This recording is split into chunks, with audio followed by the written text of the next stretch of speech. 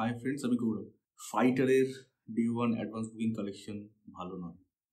ফাইটারের day one advance booking কিন্তু ভালো নয়। অনেস্টলি যদি বলি, অ্যান্সার আমার কাছেও নেই, কারণ এটা একটা ইভেন্ট সিনেমা। এটা একটা এমন একটা ফর্মুলা দিয়ে সিনেমাটা তৈরি, যাতে গান আছে, অ্যাকশন আছে, পেট্রোয়াডিজম আছে, দেশের প্রতি ভালোবাসা আছে, সিটিমার ডায়লগ আছে, যেটা ট্রেলারে ভালোভাবে দেখিয়ে দিয়েছে। ঋত্বিক রোশন আছে, ডান্স আছে, এন্টারটেনমেন্ট আছে, সাপোর্টিং কাস্ট বড়, ডাইরেক্টরের নাম বড়। তা সত্ত্বেও এরকম অ্যাডভান্স বুকিংয়ের অবস্থা, জানি না কেন। 4 কোটি টাকা হয়েছে, আর মাঝে একদিন মিনিমাম 15 থেকে 17 কোটি টাকা এক্সপেক্ট করেছিল, যেটা মিনিমাম লোয়ার সাইডে।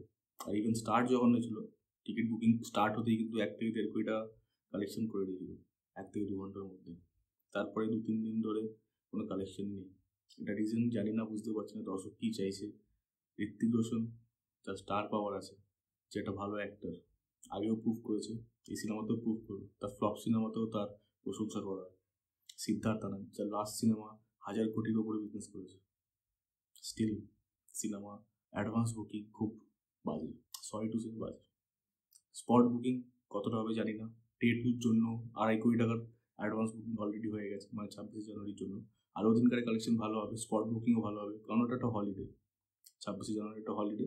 25 তারিখ ফার্স্ট ডে 4 কোটি টাকা অ্যাডভান্স বুকিং হয়েছে। এরপরে কতটা হবে, কালকে 3টা হাতে আছে। আজকে ধরুন যেই পেসে এগোচ্ছে, 1 কোটি টাকা হবে বলে আরও মনে হয় না। তো 7 crore, ফিঙ্গার ক্রস, 7 কোটি টাকা ধরে চলছে। 7 কোটি যদি হয়, এক্সপেক্ট করতে পারি স্পট বুকিং ভালো হলে 25 থেকে 27-এর মধ্যে কালেকশন হবে। এটা এরকম একটা সিনেমার জন্য এক্সপেক্ট করা যায় না। কালেকশন খুব খারাপ নয়, কিন্তু এরকম একটা সিনেমা, ঋত্বিক রোশনের event cinema with Siddharth Anand, Fighter, যার গানগুলো হিট, মানুষের একটা বাস ছিল, এক্সপেকটেশন ছিল, ট্রেলার হিট হয়েছে।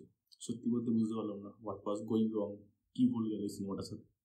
এক্সপেক্টেড লট, বাট দেখা যাক। সিনেমা যদি ভালো হয়, পেস নেবে, আরও ইনকাম করবে। যেরকম টাইগার 3 স্টার্ট খুব ভালো হয়েছিল, কিন্তু মানডে থেকে দুম করে পড়ে যায়। তো স্টার্ট যদি খারাপ হয়, যদি ঠিকঠাক চলে, লং উইকেন্ড আছে, সো ফ্রাইডে, স্যাটারডে, সানডে 3 দিন পাবে। ফ্রাইডেও ছুটি, 26 জানুয়ারি, স্যাটারডে, সানডে 3 দিন, ওপেনিং ডে ছাড়া 3 দিন পেয়ে যাচ্ছে।